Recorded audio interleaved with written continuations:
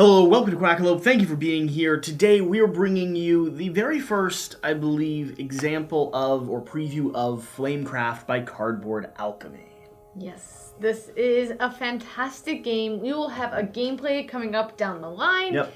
And I think we should just jump right into it. We should just jump into what exactly this game is. So nice. This is a prototype that we have in front of us, all about these little Flamecraft dragons. We can read a little bit of flavor text here in a bit. Chibis. But in this video, I want to do my very best to give you an overview of exactly what this game is doing so we can get it on your radar so you can be ready for the Kickstarter or GameFound campaign that'll be happening down the road. Link always in the top video of this description. And for the record, Cardboard Alchemy did not sponsor this video.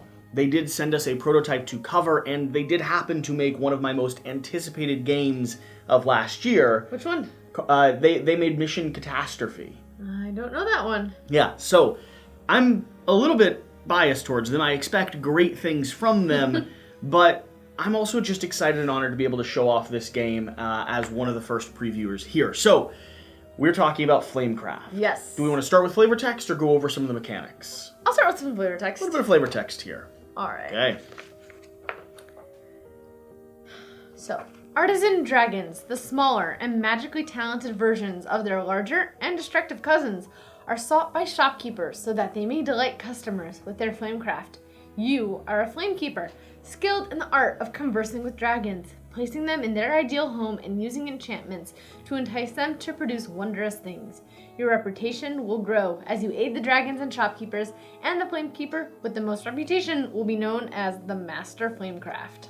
So the core concept of this, the art project that kind of spawned this Flamecraft universe, was the idea of taking these giant big behemoth dragons and reducing them or shrinking them down into their counterparts. If dragons were helpful, if they existed around a community in a town, did things like warmed up cappuccinos or baked bread, or spent their time capturing and picking flowers and stringing them into a nice little bow and ring. It is adorable. Yes. And it actually has some interesting mechanics behind it. Do you want to go over the core elements, what we're doing here on the table? So the goal, like we read in the flavor text, is to get the most points at the end. There's a point track in the middle of the board. You do so by collecting different resources, which will allow you to fill these orders and get some endpoint scoring conditions. Every person has their own little dragon meeple that you place on different locations. When you go to a location, you take not only the resource in the top left corner, but you also can get any resources from the cards that have been placed. Once a location has all three cards, a new location will come out. Additionally, then you can start stacking these little orders that you fulfilled on top to make the locations even more powerful.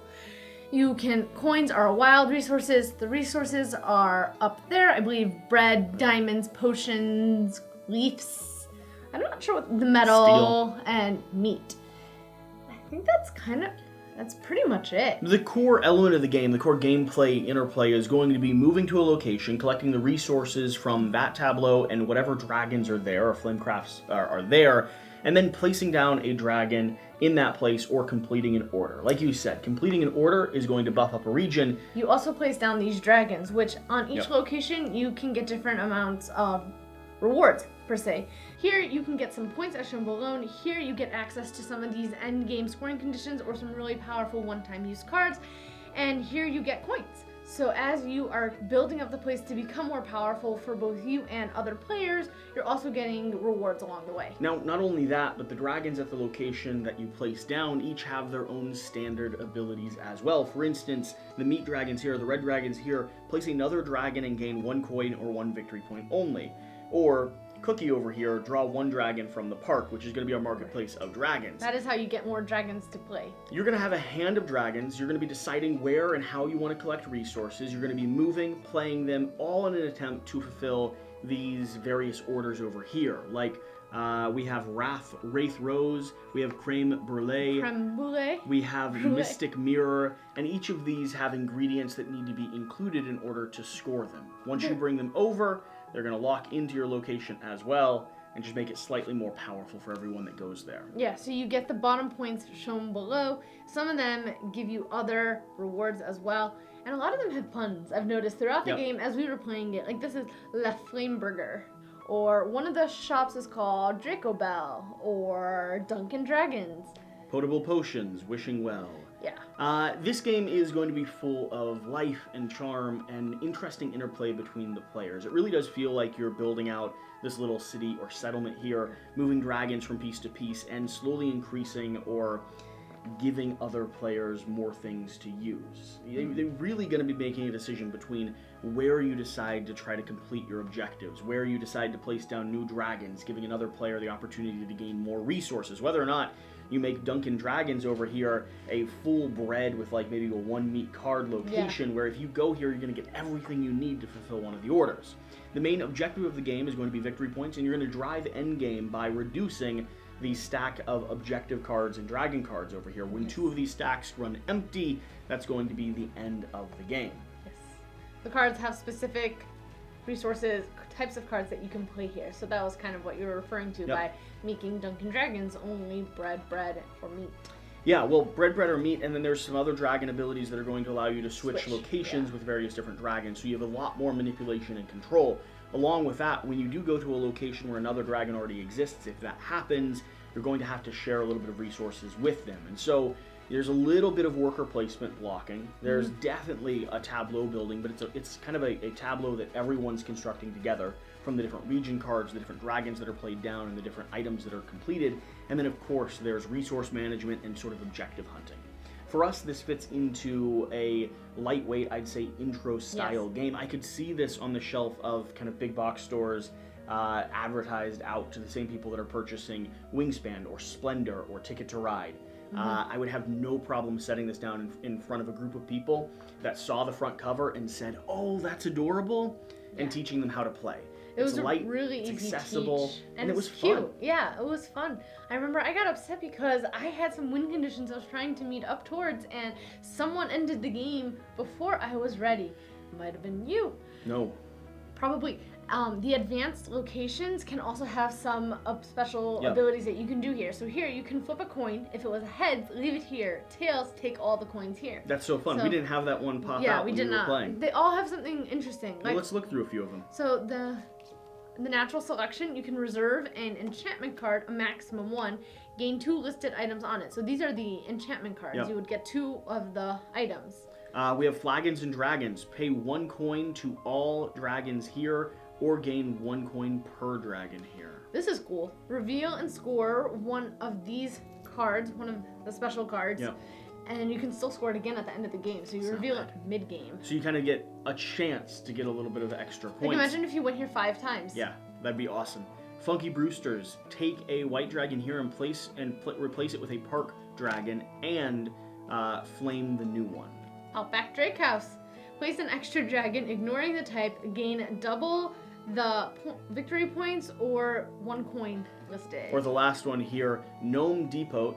Pay 8 of 1 item type to gain 6 victory points. Just a straight conversion. I didn't even see that one. Gnome Depot. There's a lot of That's these that we really actually haven't had the chance to play with. I'm excited about it. It's a huge stack. And then we have our secret objectives or our victory point scoring here. Like for instance, this one here, Ducky. On your turn, pay 5 and gain 5 victory points, or pay 5 bread and gain 5 victory points. These are both instant use. You see the exclamation point up top? On your turn, pay 5 meat and gain 5 victory points. Or we have this one here. If a town has at least 4 bread dragons, gain 1 victory point for each one. I had some like that where I was trying to get, I believe, some plant dragons and some meat dragons.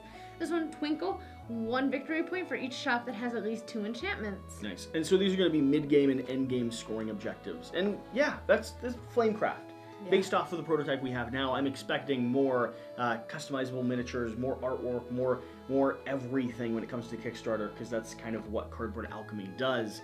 But I'm excited about this one. This is going to be a lightweight, accessible, but also rewarding kind of strategic game. It played in about 30 to 45 minutes. Yeah. I think once we know it up and running, I think we could probably play this in 30 minutes flat, as long as no one was sitting thinking too much about their end game points. It's very family friendly as well. Like I can see kids ages like 8 and up really enjoying it as well. Just cute little chibi little dragons. Yeah, it's very cute. It's very charming. It has a lot of appeal. And I thought we'd show it off. I thought we'd talk to you about a game that's coming up that we think should be on your radar. Alex Radcliffe from Board Game Co.'s favorite card, the Espresso. Espresso. There should be a Red Bull somewhere. Yeah? Is that because we run on Red Bull? Yeah. Well, either way, let us know your thoughts. Let us know what type of content you'd like to see on Flamecraft. We're happy to bring whatever you want, whether it's a 2 to 4 player gameplay, whether it's kind of a strategic guide or just a walkthrough of the cards and the interplay, or maybe it's us following along with the campaign itself and letting you know what extra stuff is added. Either way, hopefully you're enjoying these kind of first look, first impressions videos to give you a little sneak peek at some of the stuff we have coming up on the channel soon. Whatever the case, though, whatever you do, remember to do the important thing. Get out and play some games. We'll see you next time. Have a good one. It's not have a good one. That's Board Game Co. It is have a good one. What nonsense. It's thank you. Thank you. It sounded like a question. Thank you.